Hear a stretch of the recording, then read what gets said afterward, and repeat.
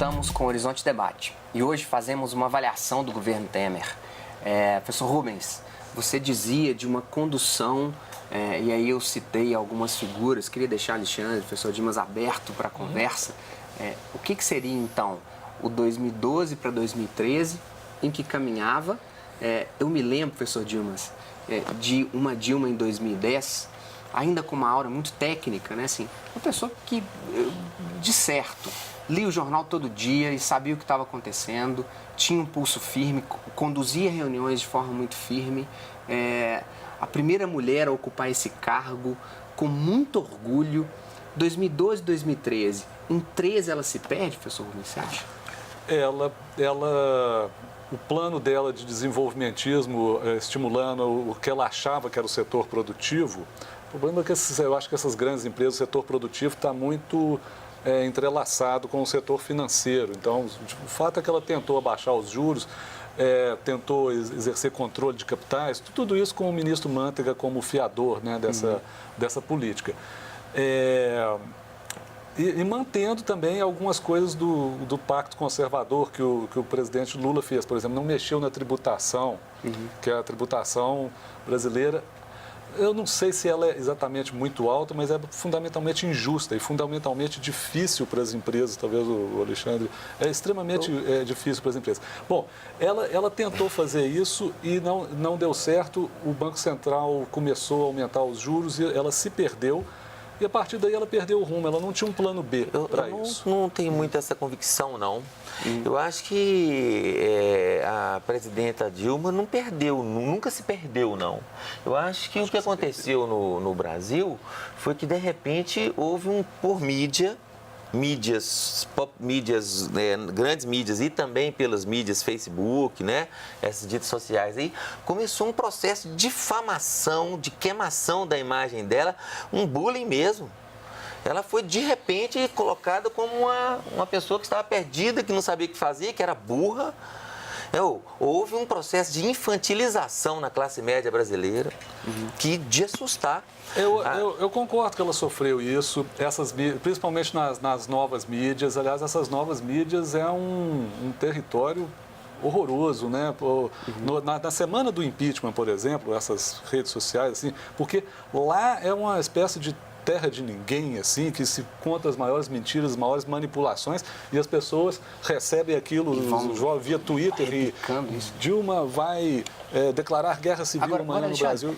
Você vê a diferença clara entre Manteiga, entre Joaquim Levy, que foi o último ministro, né, da economia da presidenta Dilma, numa tentativa de retomar, quem sabe, esse mercado, e aí isso se tornou a palavra que você usa, né, professor, recessivo, e o que, por exemplo, a equipe do Meirelles, do Ila Goldfein está fazendo, agora nessa última semana de julho, a primeira ata do Copom sob o comando de Ila Goldfein, não mudou muita coisa, os juros continuam altos. O que você observa, Alexandre, já transitando de fato para o governo interino no Temer?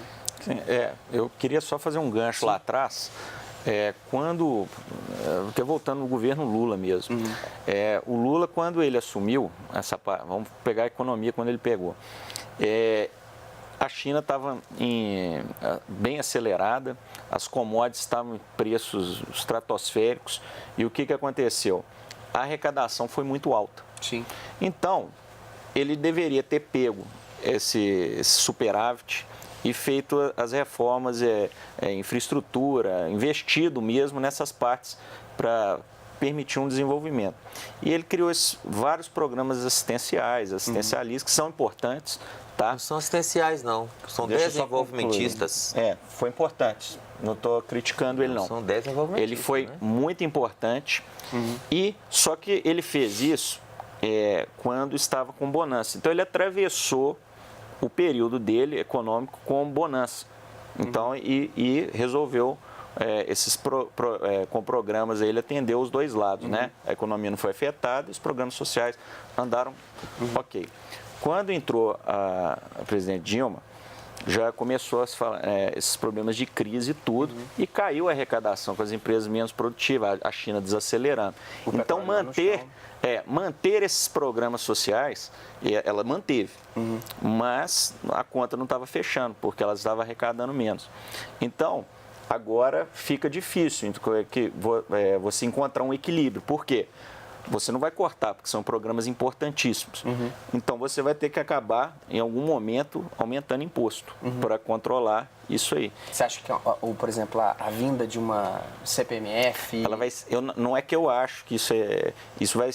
pelo que as discussões que existem, isso vai ser inevitável. A pergunta, então, que eu vou fazer para você. Era a favor da CPMF antes, quando Dilma governava? O Joaquim Levy colocou... Você. Em qual momento? Você é favorável à CPMF antes, quando Dilma governava? Porque agora eu vi que você é a favor que se faça CPMF. Isso é necessário agora. Porque aconteceu o seguinte, antes, quando ela propôs a CPMF não podia. Agora a CPMF é necessária. Ela foi boicotada arduamente. O grande erro de Dilma foi quando ela colocou o vice-presidente, o traidor do Michel Temer, para poder agir no Congresso em nome dela. Quando ela colocou ele como articulador no Congresso. Aí ele articulou para ele, junto com o Eduardo Cunha. Então, o Eduardo Cunha, presidente da Câmara, tá? E, ao mesmo tempo, ligado ao presidente do partido, que o Temer é presidente do PMDB também. Então, eles travaram o governo dela e armaram. As soluções que ela deu são as soluções... Vejam bem, as soluções que ela estava dando, não perdeu o controle, foi soluções que esse governo está dando, mas serão muito mais duras. E o senhor sabe disso? Sim. Vamos lá. Então é o seguinte, as decisões... Ele ainda não emplacou o governo de traição dele, não. Você vai emplacar por agora, né? Mas as decisões, elas não são só técnicas. Tudo bem. A Dilma tinha as decisões técnicas, o Temer está usando as mesmas decisões técnicas. Cadê a habilidade política? A habilidade política precisa você andar o judiciário, que ele pagou. Ele pagou o judiciário, ele deu golpe e pagou o judiciário. O Temer pagou o judiciário. Eu acho, voltando ao que eu estava falando lá... A Dilma não mostrou nenhuma habilidade, porque ela sai desse processo... Acho que houve foi compra. Foi um processo... Decide, depois se mostra ruim também. Depois que ela não consegue com o Temer abre mão e faz aquelas cartas, aquela coisa toda, ela coloca o presidente Lula numa situação muito complexa. Ela não foi hábil para poder conduzir politicamente. Mas as escolhas dela de condução política foram as piores. Eu acho que ela foi travada. travada. Habilidade. Eu acho o seguinte, Dimas, ela foi travada, ela sofreu uma campanha difamatória, sim. Ela foi... De gente desonesta. Ela foi traída pelo vice, realmente.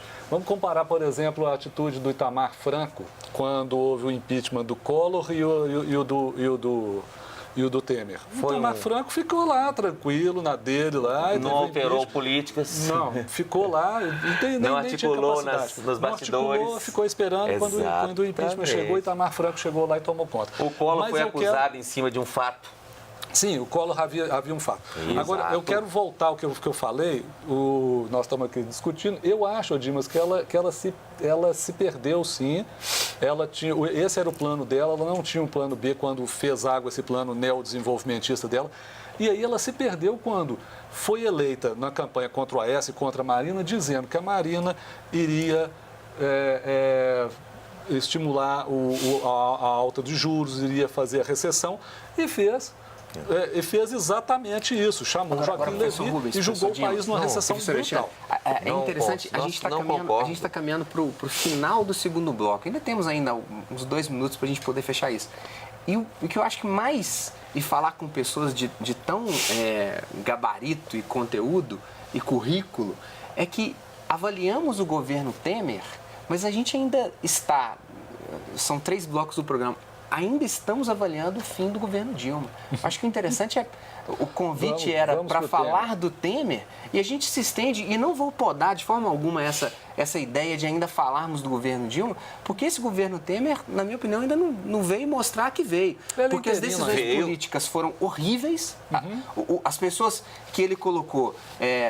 caíram mais do que os atletas do Dunga na Copa América. Ele mostrou, estão sim, é que veio. concomitantes. E as decisões econômicas, e aí eu acredito que o mercado sinaliza de forma positiva com o Meirelles e com o Ilan Goldfein, mas nas atas, Alexandre, não sei se você vai concordar comigo, se mostra a mesma coisa. Judas mostrou a quem serve. Para ser bem concreto, ele mostrou a quem serve, ao grande capital, aos corruptos, porque é o governo da quadrilha. Ficou claro, as gravações, um dizia assim, vamos tirar a presidenta Dilma, para abafar, para controlar as investigações contra a corrupção. Ficaram claras as coisas, está tudo muito claro. A quadrilha instalou-se no poder. Uma quadrilha que envolve o judiciário, que envolve o parlamento, que envolve setores da polícia, que envolve a mídia. Mas ela, ao mesmo tempo, foi pega em também gravações equivocadas. Mas qual? Lula. Qual gravação que teve equivocada? Quando ela disse que o documento já está aqui. Qual documento? O documento que o colocava como ministro. Exatamente. Qual o documento? Inferência ministro. Está falado lá na fita? Alguém falou ou inferiu? Essa gravação... Professor Dimas, a condução pergunta, dela foi equivocada. Por que uma fita gravando uma presidente da República, quem gravou não está preso? A pergunta que tem que ser feita no Brasil é essa. Por que o juiz Moro não está na cadeia porque gravou a presidente da República? Eu acho porque que essa entregou para a Globo? Extrapolou. A Operação Lava Jato extrapolou em gravar a presidente da República. Crime! Não se pode gravar uma presidente da República dessa forma, né? A Lava Jato começou com uma coisa importante. É parte do golpe.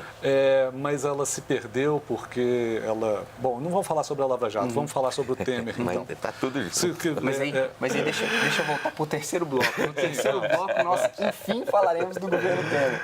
Porque a avaliação, de fato, que fizemos foi do fim do governo Dilma. Do fim do governo. E se ele volta? Por que houve o fim do governo Dilma, né? Qual a sua opinião sobre esse processo?